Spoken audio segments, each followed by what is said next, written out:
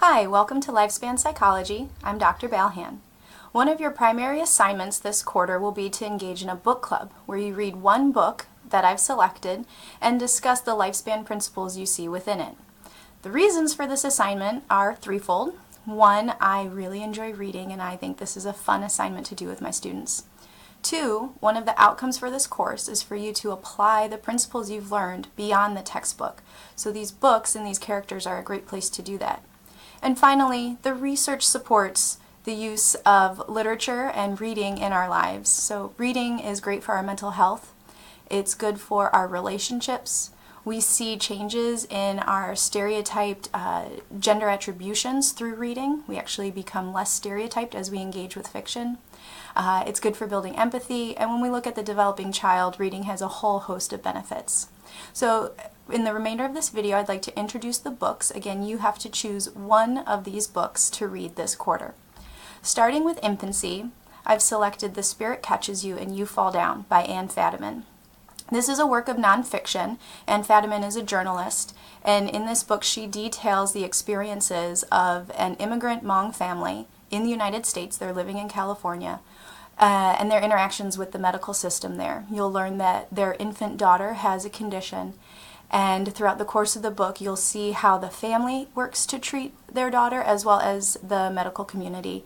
There's conflict, there is hope, and you get a great opportunity to analyze this infant's development. Then as we age up, we're actually going to skip the toddler years and move right into the middle childhood years. These are the school years.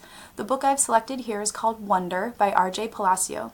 This book follows Augie as he goes to mainstream school for the first time. And Augie has a facial deformity, a facial difference that poses some challenges, but also perhaps makes him a bit wise for his years.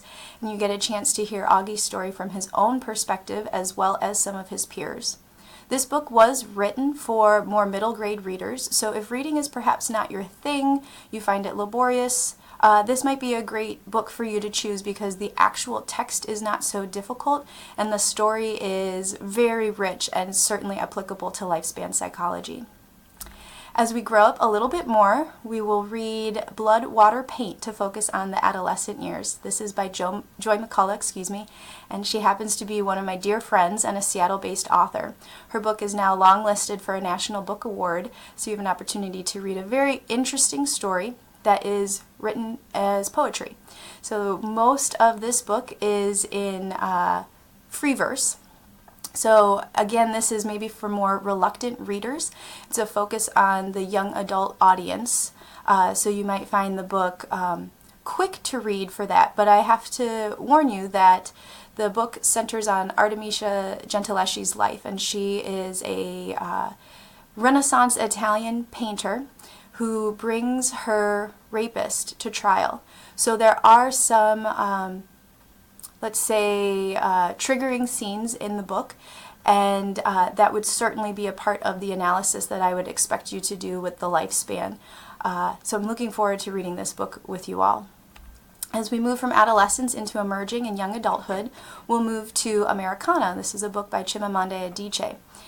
This book follows two Nigerian students to begin with and then young adults as they negotiate race as they live in Nigeria and then also in the United States and the United Kingdom. The book really explores what it means to be black, what it means to be a black African in all of these places. This is a interesting read and definitely has a lot for you to analyze regarding our class. Then we move into middle adulthood, and the book I've selected here is called A Single Man by Christopher Isherwood.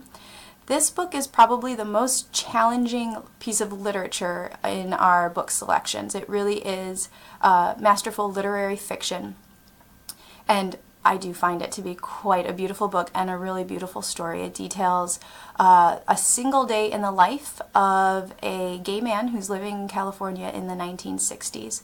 And he gives you the nitty-gritty of how his body is working and also some ramblings of his mind.